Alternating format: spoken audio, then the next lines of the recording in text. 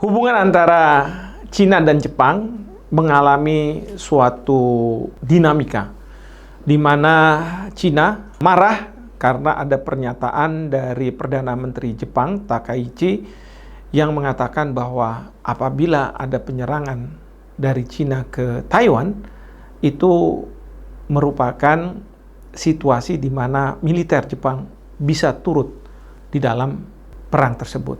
Cina menanggapi ini secara serius karena bagi Cina masalah Taiwan adalah masalah dalam negeri mereka.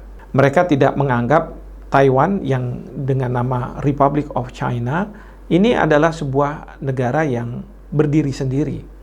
Mungkin kalau dilihat dari kenyataan memang Republic of China atau Taiwan ini sebenarnya sudah menjalankan pemerintahnya yang mandiri.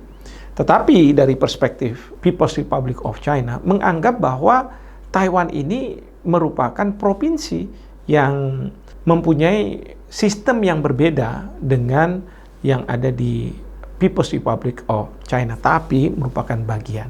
Nah, ketegangan ini mengakibatkan protes dari pemerintah Cina kepada Jepang, lalu kemudian juga pemerintah Cina menghimbau agar warganya tidak melakukan perjalanan wisata ke Jepang. Bahkan juga ada insiden di mana pesawat Cina berhasil untuk melok, katakanlah, pesawat dari Jepang. Tentu kita tidak berharap bahwa situasi ini semakin memanas. Karena kalau memanas, yang kita khawatirkan akan terjadi perang panas, perang yang dilakukan secara fisik, dan itu ada di kawasan Asia Pasifik di mana Indonesia berada. Memang permasalahan seperti ini kerap terjadi antara Jepang dengan Cina. Karena Cina sangat sensitif apabila Jepang itu berbicara mengenai masalah militer. Ya. Karena bagi Cina yang merasakan pendudukan oleh Jepang pada masa lalu, bahkan ada yang menganggap bahwa ada kekejaman yang dilakukan oleh tentara Jepang ya di Nanking, itu membuat trauma bagi pemerintah Cina terhadap gerak-gerik Jepang apabila ada keterlibatan dalam masalah militer. Misalnya saja ketika Jepang dituntut oleh Amerika Serikat untuk melakukan pembersihan ranjau pasca perang di Kuwait gitu ya.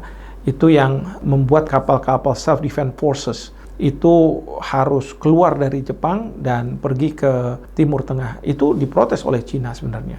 Belum lagi ketika Jepang membuat modern alutsistanya. Itu dianggap bahwa ini merupakan tindakan yang tidak bersahabat dari Jepang ke Cina yang akan memunculkan arms race. Belum lagi juga ketika Kaifu, Perdana Menteri dahulu di Jepang, mengirim pasukan dalam keterlibatannya di Kamboja di bawah naungan PBB. Itu pun menjadi kekhawatiran karena Jepang sudah tidak lagi memikirkan pertahanan di dalam negerinya, tapi seolah-olah sudah keluar. Dan ini yang membuat negara seperti Cina, di samping juga ada Korea Selatan dan Korea Utara, mengecam tindakan Jepang ini dan dianggap sebagai remilitarisasi. Dalam konteks hukum internasional, tentu kita berharap bahwa kalau ada pernyataan-pernyataan yang kontroversial dari pemimpin itu tidak kemudian memunculkan konflik bersenjata.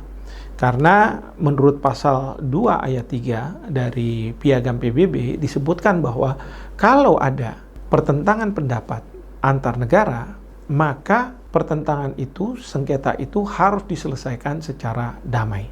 Tidak boleh menggunakan kekerasan. Jadi itu sedikit point of view dari saya terkait dengan ketegangan yang ada di Jepang dan Cina. Demikian.